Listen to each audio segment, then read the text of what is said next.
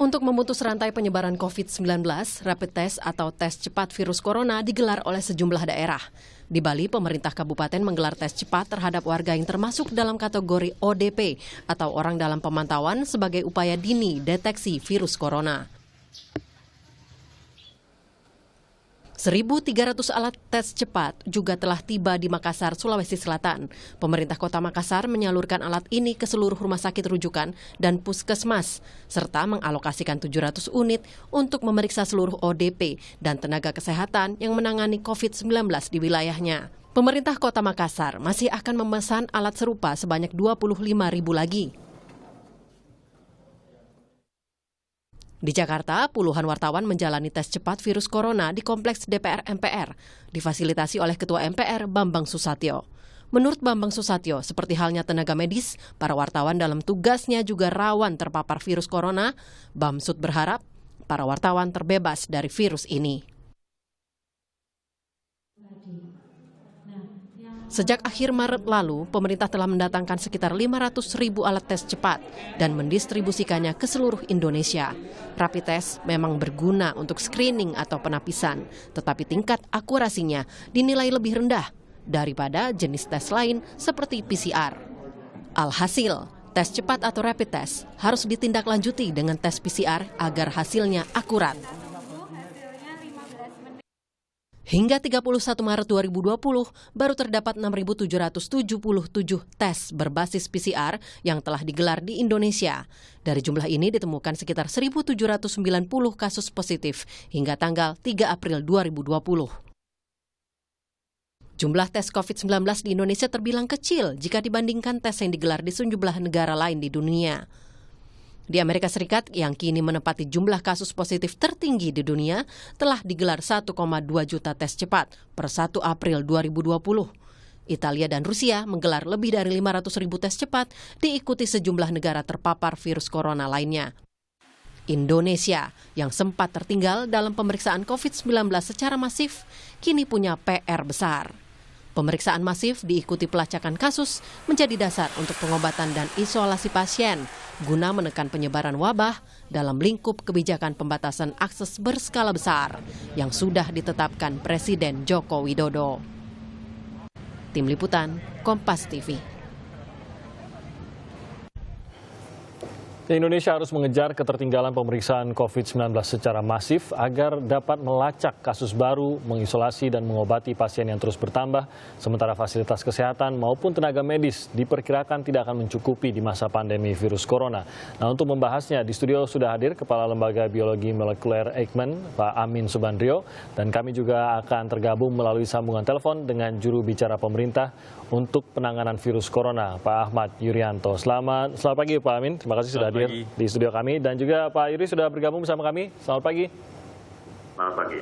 Pagi Pak Yuri, terima kasih sudah bisa bergabung bersama kami pagi hari ini. Pak Yuri, kita akan bicara mengenai masif tes, rapid test secara masif yang sudah dijanjikan sebenarnya oleh Presiden, dan kita lihat sudah sampai tahap tertentu dijalankan di beberapa tempat.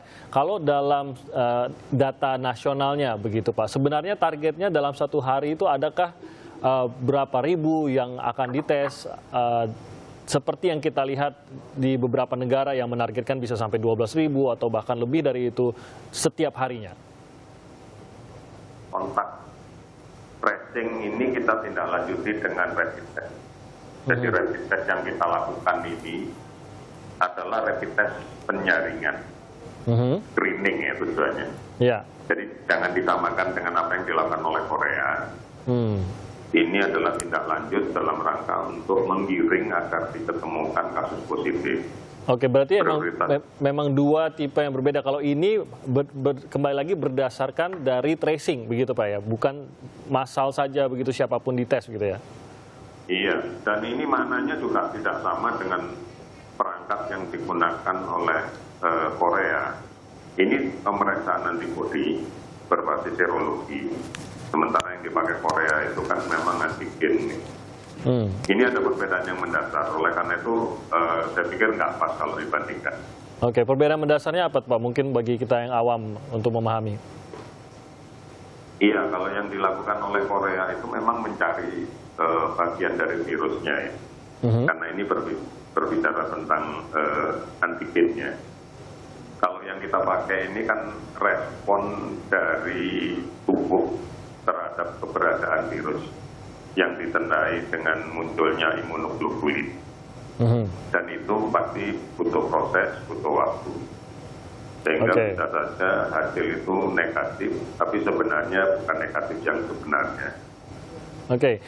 Berarti yang dipelajari sampai sekarang atau yang di tracing sampai sekarang, yang dites sampai sekarang itu tetap yang berdasarkan tracing, tetap yang sudah ada kontak dengan seseorang yang sudah terkonfirmasi terkena atau terjangkit corona begitu. Apakah akan ada begitu Pak? Karena banyak masyarakat juga yang khawatir, kita tahu tidak ada sejarah kontak dengan pasien pun masyarakat sudah mulai menggunakan beberapa mungkin pengaman diri, minimal masker, ada yang sampai menggunakan sarung tangan, padahal mereka tahu mereka tidak pernah berkontak dengan pasien, tapi mereka sama takutnya gitu Pak, dan mereka juga ingin menjalani tes yang sama. Bisakah itu dilakukan? Yang saya katakan tracing itu baru prioritas nomor 1. Saya belum ngomong yang nomor 2 dan nomor 3 kan. Prioritas nomor 2 adalah pada petugas kesehatan yang setiap hari kontak dengan kasus. Ini menjadi prioritas kedua untuk dilakukan pemeriksaan. Baru nanti prioritas yang ketiga berorientasi pada daerah. Misalnya satu puskesmas, wilayah kerja puskesmas dengan kasus positif yang konfirmasi cukup banyak, maka kita siapkan di sana untuk melakukan penjaringan semua kunjungan puskesmas dari penduduk di sekitar situ dengan keluhan-keluhan yang dicurigai ke arah COVID. Jadi ada 3 level ini. Hanya ini saja atau memang ada juga kesempatan umum begitu Pak? 3 prioritas ini yang kita kedepankan, karena keberadaan RDT ini kan juga tidak sebanyak jumlah penduduk di Indonesia. Ya. Jadi harus ada prioritas.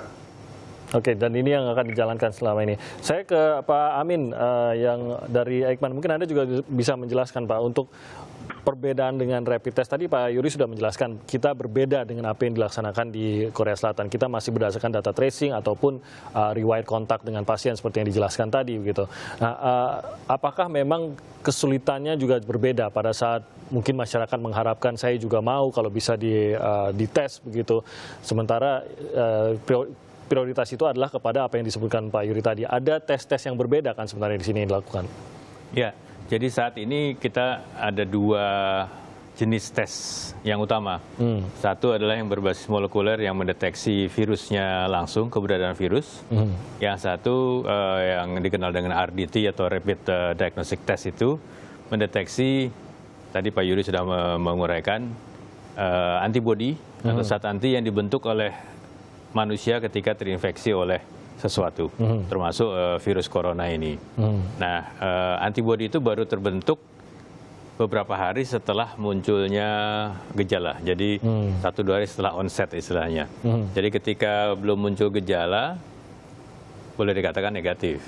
Nah, jadi ini yang untuk dengan RDT itu memang ditujukan untuk mencari mereka yang belum ada gejala atau gejalanya sebenarnya ringan tapi masih terabaikan. Yang murni carrier lah ya, tidak menunjukkan simptom. Gitu. Ya. Dan carrier saja kalau sama sekali tidak ada gejala mungkin masih negatif. Dan di masyarakat barangkali ada yang sudah kena tapi gejalanya ringan sekali sehingga mereka merasa ini bukan COVID. Nah, itu yang akan di-trace. Jadi kalau ada riwayat kontak atau sudah ada gejala ringan sedikit, itu yang didahulukan. Tadi sudah disebut oleh Pak Yuri. Jadi kalau kontaknya jelas, kemudian itu yang diamati. Tapi negatif, sekali lagi belum tentu tidak ada virusnya, tidak ada respon karena kondisinya juga ya. Belum terjadi. Jadi. Kalau dari Eijkman kan ini membuka juga untuk memeriksa atau tes COVID-19. Ini kan sepenuhnya apakah memang semua yang direkomendasikan oleh pemerintah kah atau tetap ada yang datang ke Eijkman dari pribadi yang juga mungkin khawatir dirinya terkena corona lalu akhirnya memutuskan untuk memeriksakan diri? Kalau di Eijkman kami hanya menerima rujukan dari rumah sakit. Jadi mereka yang sudah dianggap atau dicurigai oleh rumah sakit baru dikirim ke Eijkman. Jadi kami tidak menerima orang yang datang langsung minta diperiksa, itu kami tidak menerima. Tapi ada laboratorium lain yang menerima, jadi siapapun boleh datang minta diperiksa kapan saja, ya tidak harus rujukan. Tidak ada rujukan di rumah sakit, itu dilayani. Tapi kalau di Eijkman, sekali lagi kami melayani rumah sakit yang sudah mendata pasiennya, kemudian dianggap memang itu sudah waktunya untuk diperiksa. Nah, mereka akan ambil sampelnya dan sampelnya dikirim ke Eijkman. Oke, berapa besar permintaan itu? Ini bahkan hanya dari rujukan begitu ya? Berapa besar dan apakah sudah mencapai kapasitas dari Eijkman? Saat ini sejak tanggal 16 Maret yang lalu kami sudah menerima sekitar 2.500-an sampel. Dan yang positif kira-kira 10%-an dari itu. 10% positif? 10% positif. Dan itu sebenarnya dari 2.500 masih terus datangkah? Masih dalam kapasitas besarkah? Masih datang karena yang mengirim hampir 100 institusi, artinya rumah sakit, baik di Jakarta, sekitarnya sampai ke luar Jakarta juga. Kami tidak bisa menolak dan kapasitas kami hariannya hanya sekitar 180 tes. Ini sedang kami coba tingkatkan menjadi di atas 200. Tapi dengan demikian, dengan masuknya derasnya sampel yang masuk, jadi ada beberapa sampel yang terpaksa harus tanda petik antri. Sehingga itu yang menyebabkan sedikit keterlambatan dalam proses pemeriksaannya. Oke, baik, saya kembali ke Pak Yuri. Pak Yuri, tentu saja kita melihat tracing itu menjadi sangat-sangat penting. Tapi dari beberapa kasus yang muncul, bahkan yang sudah, karena kita berada di Jakarta, sehingga kita juga mengetahui ada beberapa titik, beberapa orang yang ternyata terkonfirmasi begitu. Ini pun masih di tracing dari mananya begitu Pak. Sehingga ada yang sampai pasien yang benar-benar belum tahu ia mendapatkan dari mana, apakah ini juga keluarganya lantas langsung berhak juga untuk dites, atau karena tidak bisa di tracing dari mana, tidakkah ini menjadi layak juga untuk dites, atau masuk prioritas mana kalau begini Pak? Tracing itu kan dilakukan untuk menelusuri kontak dekat dengan kasus yang positif. Jadi kalau ada satu kasus positif, konfirmasi, kita tidak lagi berbicara tentang dia ketularan siapa. Tapi dia menulari gitu ya. Adalah siapa yang ditulari. Oke. Nah, ini yang menjadi penting. Dan kita harus ingat juga bahwa dengan local transmission seperti yang terjadi sekarang, artinya tidak harus orang yang datang dari luar negeri kan sekarang ya, terjadi penularan secara lokal. Maka kalau kami amati, ada dua rute dan salah satunya yang menjadi penting adalah ternyata bukan kontak langsung dengan orang yang sakit, tetapi cemaran dari orang yang sakit ke benda sekitar, kemudian disentuh oleh orang lain yang rentan, dan mengabaikan kebiasaan cuci tangan, kemudian menyentuh hidung, mulut, dan sebagainya. Ini yang kelihatannya paling banyak. Itu menekankan pentingnya sebenarnya bukan hanya masker saja, tapi mencuci tangan itu Pak. Jadi ini sudah bisa dikonfirmasi bahwa sebenarnya penularan utamanya itu melalui sentuhan dengan benda, lalu kita menyentuh wajah sendiri begitu Pak ya. Ini yang utama begitu. Bukan utama, tapi proporsi ini menjadi besar. Oke. Nah, melanjutkan yang tadi Pak, misalkan memang ada sudah terkonfirmasi, ini kan di tracing itu biasanya berkontak dengan siapa, entah dia berbicara atau mungkin makan dengan siapa, berkumpul dengan siapa begitu. Tapi biasanya ketakutan itu misalkan tidak hanya kepada orang yang bertemu dengan orang tersebut, tapi juga seluruh kantornya lah, seluruh, bahkan sampai sekarang kita tahu di beberapa area rumah pun sudah mulai mengkhawatirkan pada saat tetangga yang sebenarnya tidak pernah bertemu ini terkonfirmasi COVID-19. Apakah mereka juga akan bisa juga untuk dites atau bagaimana Pak? Yang paling sering terjadi pada kasus positif yang ada di rumah sakit dan sempat ngobrol, kalau kita tanya apakah Anda punya orang lain, saudara, teman dekat yang juga sakit seperti ini, pada umumnya dia akan agak sulit untuk mengingat. Tetapi pada waktu kita tanya dalam beberapa hari terakhir, Anda makan di mana, itu malah mudah diingat. Saya makan di warung yang mejanya sempit, berhadapan-hadapan dengan banyak orang yang saya nggak kenal. Dan saya nggak tahu dia sakit atau tidak, batuk atau tidak. Nah, yang ini loh yang kita sebut sebagai titik-titik rawan kontak. Nah, kalau dia sudah positif, lebih gampang. Kita tinggal cari keluarganya, cari teman dekatnya, seperti itu. Yang kemungkinan ketularan dari dia. Gitu. Oke. Pak Yuri, sebenarnya kalau untuk melakukan masif tes ini di Indonesia, apakah masih ada kendala untuk jumlah alat tesnya?